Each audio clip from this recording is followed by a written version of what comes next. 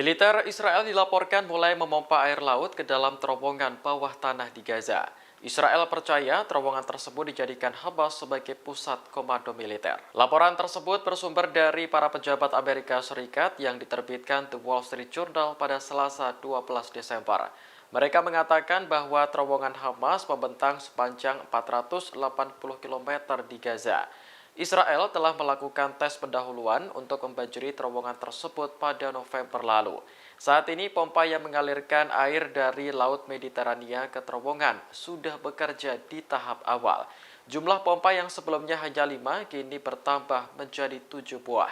Pejabat Amerika memprediksi dibutuhkan waktu beberapa minggu untuk menciptakan banjir di terowongan. Namun rencana tersebut juga mendapat penolakan dari pejabat lain di pemerintahan Joe Biden. Mereka menyuarakan keprihatinan atas rencana Israel dan menyebut penggunaan air laut tidak efektif, sebab hal itu justru akan membahayakan pasokan air tawar di Gaza.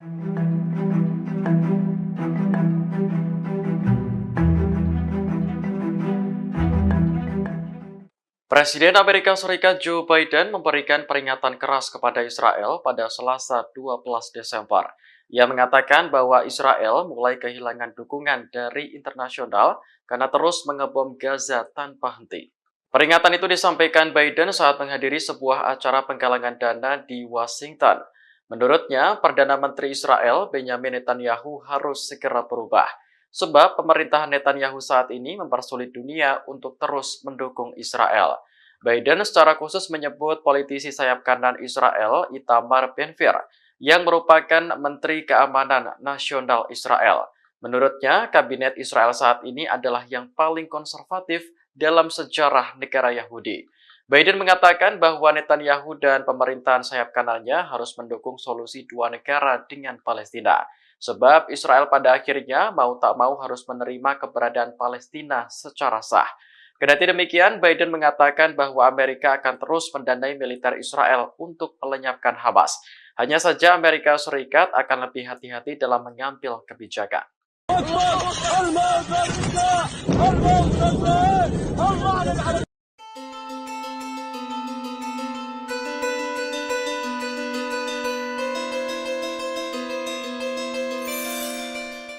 Militan Houthi Yaman mengakui telah menyerang sebuah kapal berbendera Norwegia di Laut Merah pada Senin 11 Desember malam. Menurut Houthi, kapal tersebut ketahuan mengangkut minyak menuju Israel. Juru bicara militer Houthi, Brigadir Jenderal Yahya Saree mengatakan, kapal tanker Strinda terbakar setelah diserang menggunakan rudal. Ia menegaskan bahwa Houthi akan terus menargetkan semua kapal menuju Israel terlepas dari negara asal mereka. Jenderal Yahya menyebut Laut Merah hanya akan aman jika serangan terhadap Gaza dihentikan. Sebelumnya, The Times of Israel melaporkan bahwa kapal Strinda akan berlabuh di pelabuhan Ashdod, Israel bulan depan. Norwegia Mawskell Chemical Tanker selaku pemilik kapal mengatakan bahwa Strinda sedang melakukan perjalanan ke Italia. Namun perusahaan tersebut juga mengakui kemungkinan berlayar menuju pelabuhan Israel pada Januari 2024. Menanggapi serangan tersebut, Wakil Menteri Luar Negeri Norwegia, Eivind Vet Petersen mengutuk keras Houthi Yaman. Menurutnya, serangan terhadap kapal sipil tidak dapat dibenarkan.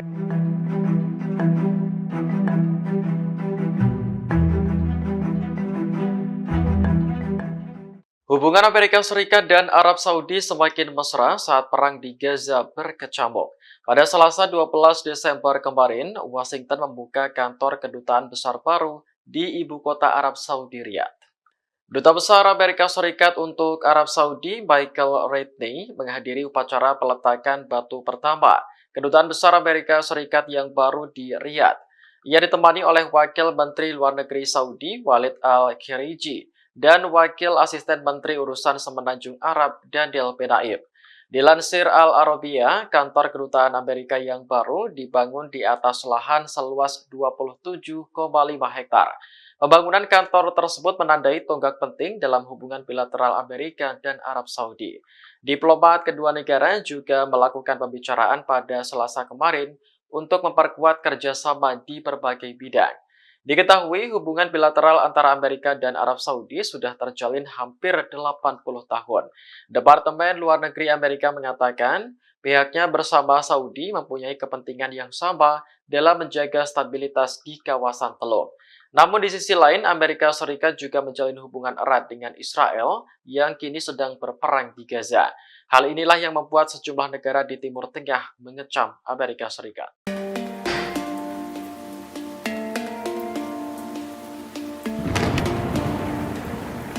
Tentara Israel terlibat baku tembak dengan pasukan Hamas di Sujaiyah, sebelah timur kota Gaza.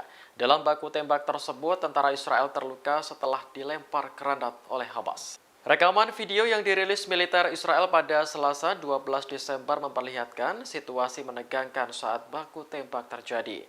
Tentara cadangan Israel tampak melepaskan tembakan dari jarak dekat ke arah pasukan Hamas. Menanggapi tembakan itu, Hamas melempar sebuah granat ke tentara Israel hingga membuatnya terluka. Namun tentara Israel kembali bangkit dan menembaki Hamas dari jarak dekat. Menurut laporan Yerusalem Post, tentara Israel tersebut langsung dilarikan ke rumah sakit setelah bertempur.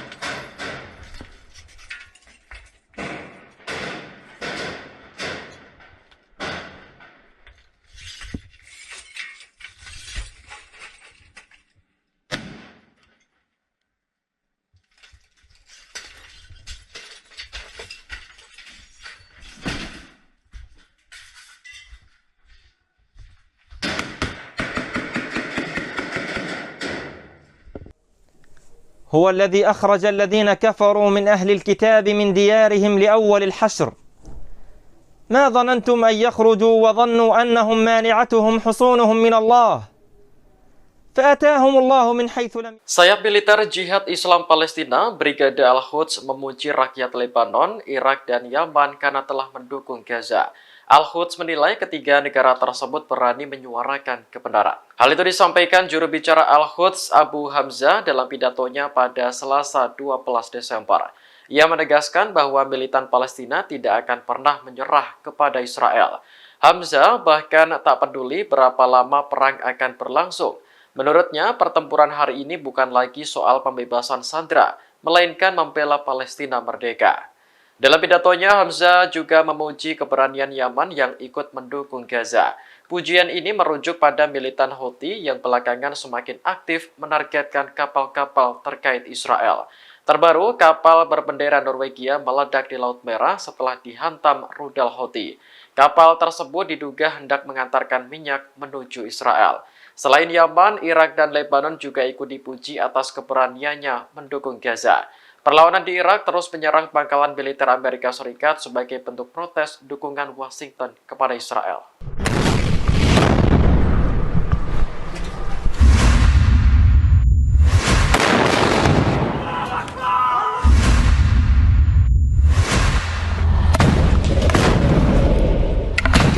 Militer Israel mengakui sebagian kecil tentaranya yang tewas di Gaza disebabkan oleh tembakan dari rekannya sendiri. Sementara beberapa tentara lainnya juga tewas karena kecelakaan militer. Juru bicara militer Israel mengatakan total ada 105 tentara yang tewas sejak invasi darat dimulai. Dari jumlah tersebut, 20 diantaranya tewas karena insiden atau kecelakaan. Israel menggunakan istilah tersebut untuk menggambarkan kematian tentara yang tidak disengaja. 13 diantaranya terbunuh karena tembakan rekan sesama tentara, sementara sisanya mengalami kecelakaan. Meski menderita kerugian pasukan, militer Israel tak berhenti mengejar ambisinya untuk melenyapkan Hamas. Bahkan tank-tank Israel terus maju di Gaza Selatan, terutama di dekat Khan Younis. Sayap militer Hamas Brigade Al-Hassam tak tinggal diam melihat pemandangan tersebut.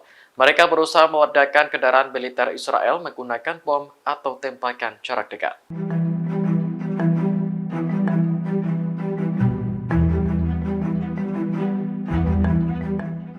Jumlah tentara Israel yang tewas dalam pertempuran di Gaza terus bertambah. Pada Rabu 13 Desember pagi, militer Israel kembali mengumumkan kematian 8 tentaranya. Dilansir The Times of Israel, 8 tentara yang tewas yakni Tomer Greenberg, Roy Beldasi, Moshe Avram, dan Asia Daskal. Kemudian Liel Hayo, Ben Seli, Romhes, dan terakhir Oria Yakov. Mereka berasal dari sejumlah batalion tempur Israel yang tewas saat melawan Hamas sehari sebelumnya. Rata-rata tentara yang tewas masih berusia muda antara 19 hingga 26 tahun. Kematian mereka menambah daftar tentara Israel yang tewas selama invasi darat di Gaza menjadi 113 orang. Meski menderita kerugian pasukan, militer Israel tak berhenti mengejar ambisinya untuk melenyapkan Hamas. Bahkan tank-tank Israel terus maju di Gaza Selatan, terutama di dekat Khan Yunis. Sayap militer Hamas Brigade Al-Hassam tak tinggal diam melihat pemandangan tersebut. Mereka berusaha meledakkan kendaraan militer Israel menggunakan bom atau tembakan jarak dekat.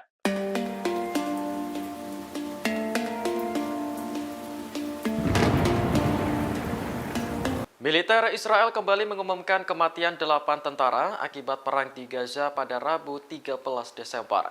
Salah satu tentara yang tewas yakni Komandan Batalion 13 dari Brigade Golani. Dilansir The Times of Israel, komandan tersebut bernama Tomer Greenberg dengan pangkat Letnan Kolonel. Ia terbunuh bersama 4 pasukannya yang juga berasal dari Brigade Golani. Mereka adalah Mayor Roy Beldasi, Mayor Moshe Avram, Sersan Asia Daskal, dan Kapten Lil Hayo. Sementara 3 tentara lainnya yang tewas berasal dari unit tempur yang berbeda. Mereka adalah Mayor Ben Shelley, Sersan Romhes, dan Sersan Oria Yakov. Kematian 8 tentara tersebut menambah jumlah pasukan yang tewas selama invasi darat di Gaza menjadi 113 orang. Meski menderita kerugian pasukan, militer Israel tak berhenti mengejar ambisinya untuk melenyapkan Hamas.